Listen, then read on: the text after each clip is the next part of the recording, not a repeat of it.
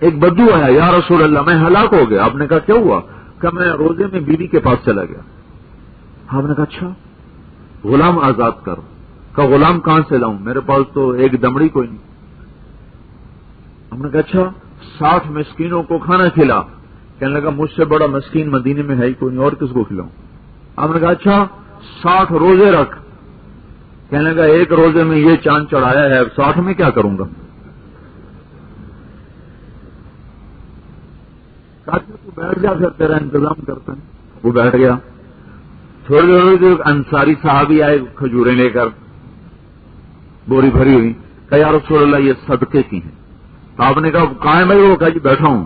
کہ یہ لے جا اور مدینے کے 60 مسکینوں کو تقسیم کر. ان کا یا رسول اللہ اللہ کی قسم مدینے میں مجھ سے بڑا مسکین کوئی نہیں، مجھے کیوں نہیں دے دیتے؟ مجھے ہی دے دیں. تو آپ مسکرانے لگے. اچھا تو ہی لے جا بھائی. پوری دنیا کی تاریخ میں یہ قصہ نہیں ملتا کہ جرم کا جرمانہ خود ہی کھلا دیا جائے. جرم کا جرمانہ مجرم کو کھلا دیا جائے. یہ اس امت کے ساتھ اللہ کا لاڈ ہے اور اللہ کا پیار ہے کہ خود بلائے ہوں کی کمیوں کو درگزر کیا جاتا ہے.